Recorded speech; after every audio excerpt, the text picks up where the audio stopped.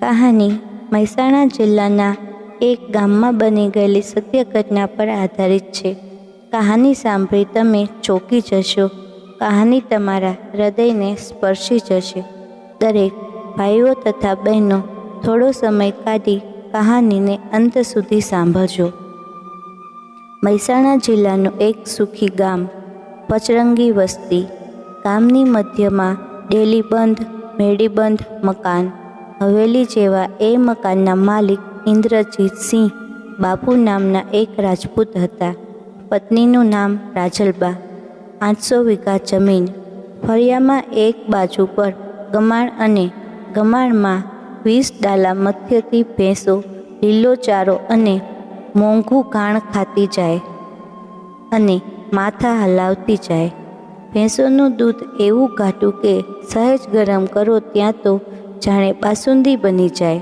ઇન્દ્રજીતસિંહ બાપુની જાયદાદનો એકમાત્ર વારસદાર કુંવર રણજીતસિંહ. તેજીલો તોખાર ઘોડા પર બેસીને ફરવાના દિવસો ગયા એટલે કુંવર બાઇક પર સવાર થઈને દી આખો 100 કિલોમીટરના પટ્ટામાં ઘૂમતો ફરે.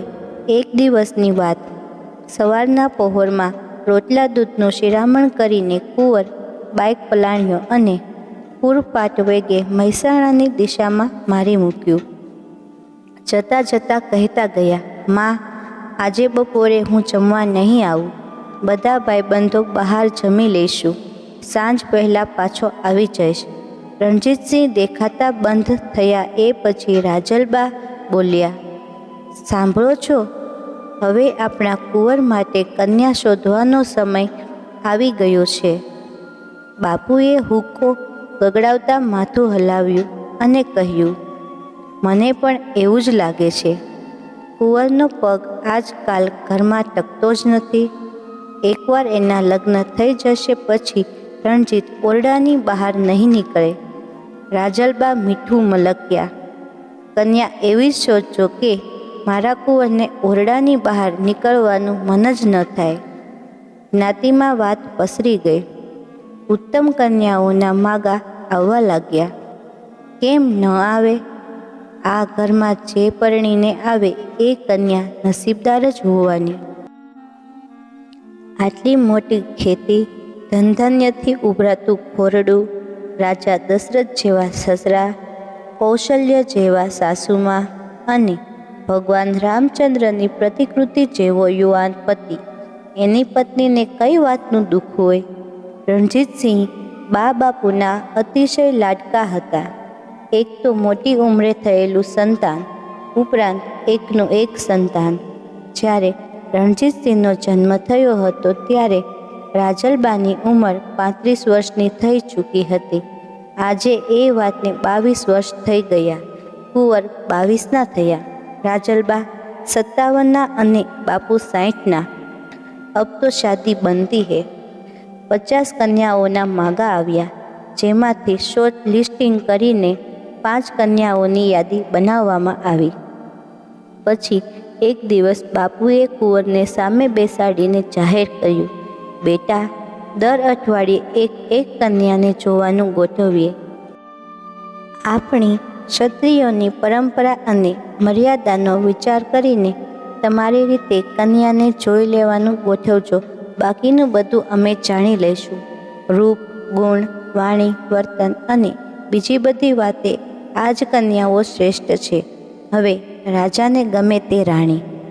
રણજીતસિંહે બાપુની આજ્ઞા માથે ચડાવી અને વિનમ્રતાપૂર્વક જણાવ્યું, ભલે બાપુ, આવતીકાલે એક કામ માટે બહાર ગામ જવાનું છે. ત્યાર પછી તમે કીધું એ વાતનું પાલન શરૂ કરી દઈશ. પણ એ આવતીકાલ ગોજારો દિવસ બનીને આવી ગઈ. એ પછી કુંવરની જિંદગીમાં બીજો કોઈ દિવસ આવ્યો જ નહીં. બહારગામ ગયેલા રણજીતસિંહ સાંજ ઢળ્યા પછી બાઇક ઉપર ચડીને ગામ તરફ ફરી રહ્યો હતો ત્યારે કરુણ અકસ્માત સર્જાઈ ગયો. રસ્તામાં ખોદકામ ચાલતું હતું. સૂરજ ઢળી ગયો હતો. આછા અંધારામાં એક મોટો ખાડો હતો તે કુંવરને દેખાયો નહીં. હેડલાઇટના પ્રકાશમાં એક ખાડો દેખાયો ત્યારે ખૂબ જ મોડું થઈ ગયું હતું. બાઇક ખાડામાં, કુંવર હવામાં. એક ધમાકો, એક મરણચીસ અને બાજુમાં પડેલા મોટા પથ્થર ઉપર રાજપૂત યુવાનનું મસ્તકનું શ્રીફળ વધેરાઈ ગયું. આખા ગામમાં અરેટા વ્યાપી ગઈ. કુંવરની સ્મશાન યાત્રામાં આખું ગામ જોડાયું. બા અને બાપુના આઘાતનો કોઈ પાર ન રહ્યો. પાગલ બની જવાય એવા આઘાતમાંથી બહાર આવતા 6 મહિના લાગી ગયા. હવે બા અને બાપુ એકબીજા સાથે થોડી ઘણી વાતચીત કરતા થયા. બાપુએ મનમાં રમતી ચિંતા બા આગળ વ્યક્ત કરી. કુંવર રણજીતસિંહ તો સ્વધામ સિધાવી ગયા. આપણે તો જિંદગી હારી બેઠા. આપણી વાત જવા દો. જેમ તેમ કરીને આપણું આ આયખું પૂરું કરી નાખીશું. પણ આપણી જમીનનું શું? 800 વીઘા જમીનનો વારસદાર કોઈકને તો બનાવવો પડશે ને. નહીતર આપણા મરી ગયા પછી સગા વહાલા અંદરો અંદર લડીને મરી જશે. બાપુની વાત સાવ સાચી હતી. સોનાની લગડી જેવી જમીન હતી. એક વીઘો જમીન 50-50 લાખમાં બોલાતો હતો. બા અને બાપુએ સગા વહાલામાંથી દીકરો દત્તક લેવા માટે વિચારણા શરૂ કરી દીધી. એ સાથે જ મહાભારતના મંડાણ શરૂ થઈ ગયા. બાપુના પક્ષે 5 પિતરાઈઓ અને રાજલબાના પક્ષે 3 સગા ભાઈઓ. આ 8યના ઘરમાં દત્તક લેવા માટે સુયોગ્ય એક જુવાન દીકરા મોજૂદ હતો. ખુલ્લી અને લુખ્ખી ધાક ધમકીઓ સંભળાવા લાગી. જો કોઈ એકને પસંદ કરવામાં આવે તો બીજા 7 સગા સાથે દુશ્મનાવટ પેદા થાય તેવી પરિસ્થિતિ થઈ ગઈ હતી. બાપુ સૂનમૂન થઈ ગયા. આ વિકટ પરિસ્થિતિઓમાંથી શું રસ્તો કાઢવો તે વિચારવું એમના માટે ભારે અઘરું બની ગયું. એમની ભૂખ મરી ગઈ, ઊંઘ પણ ઘટતી ગઈ. માંડ 2 કોળીઓ ખાય અને બાપુ હાથ ધોઈ નાખતા હતા. અધરાતે મધરાતે જ્યારે રાજલબાની આંખ ખુલે ત્યારે બાપુ ખાટલામાં બેઠા બેઠા ઊંડા વિચારોમાં ગરકાવ જોવા મળતા હતા. શરીર ઓગળવા માંડ્યું અને વજન ઘટવા લાગ્યું. ગામ લોકો આસપાસમાં વાતો કરતા હતા. લાગે છે કે બાપુ હવે લાંબુ નહીં ખેંચે. એમના ગયા પછી એમના સગાઓમાં ઢીંગાણું ખેલાશે. આવી બધી વાતો કાને પડે ત્યારે રાજલબા ધ્રુજી જતા હતા. એક દિવસ મધરાતના સમયે રાજલબાની ઊંઘ તૂટી. એમણે જોયું બાપુ ખાટલામાં બેઠા હતા. ગુમસુમ રાજલબા ઊભા થઈને ઓરડામાં ગયા. માં ભવાનીની મૂર્તિ સામે દીવો પ્રગટાવીને બેસી ગયા. 2 હાથ જોડીને જોરદાર આંસુએ રડવા માંડ્યા. હે માં, હવે તો તું જ કાંઈક રાસ્તો સૂજાડ. દીવાની જ્યોત સહેજ કંપી ઉઠી, જાણે પૂછતી હોય, રજપૂતાણી માં ભવાની જે સૂજાડે તેનો અમલ કરી શકીશ? રાજલબાઈએ હા પાડી. દીવાની જ્યોત સ્થિર થઈ ગઈ. પ્રકાશનું એક કિરણ જાણે ત્યાંથી છૂટું પડીને રાજલબાના મસ્તકમાં પ્રવેશી ગયું. દિમાગમાં ઝબકારો થયો. રાજલબા અડધી ક્ષણ માટે ચોંકી ગયા. પછી તરત જ મસ્તક નમાવીને બોલી ગયા, ભલે માં, તમે જે સૂજાડ્યું તેવું જ થશે.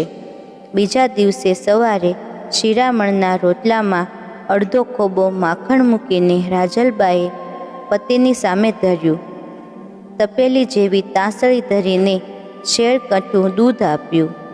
પછી ભરેલા મોઢે જિંદગીમાં પહેલી વખત આદેશ કરતા હોય તેમ ફરમાવ્યું, લ્યો, આમાંથી કોઈ પણ છોડો તો તમને માતાજીના સોગંદ.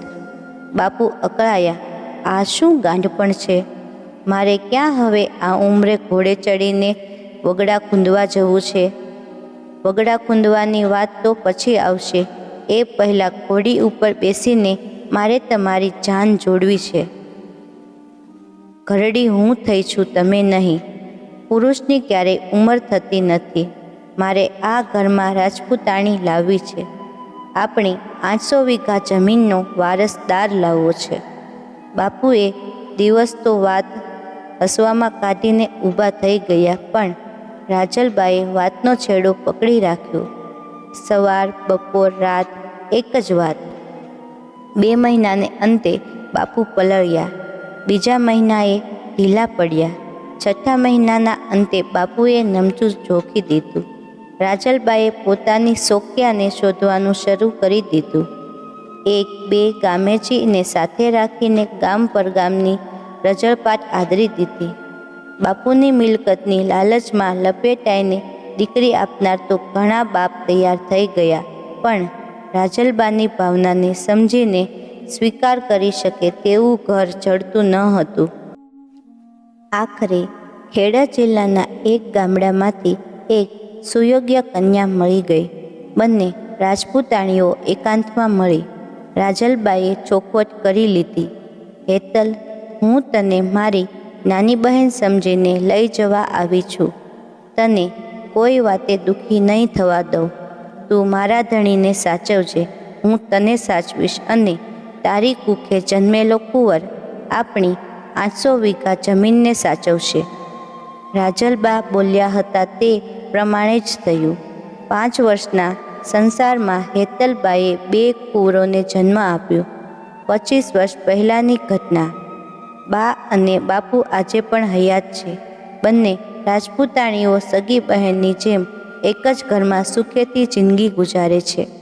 કહાની વિશે તમારો શું અભિપ્રાય છે તે અમને કમેન્ટમાં જરૂરથી જણાવજો. કહાની પસંદ આવી હોય તો વિડીયો લાઈક જરૂરથી કરજો. અમારી ચેનલ પર નવા આવેલા મિત્રો ચેનલને સબસ્ક્રાઈબ કરી બેલ આઇકોનને ઓલ પર સેટ કરી દેજો, જેથી અમારી નવી કહાની આપને સમયસર મળતી રહે. આપ કયા ગામ, શહેરથી કહાની સાંભળી રહ્યા છો તે અમને કમેન્ટમાં જરૂરથી જણાવજો. ફરી મળીશું નવી એક કહાની સાથે. ખૂબ ખૂબ આભાર. જય શ્રી કૃષ્ણ.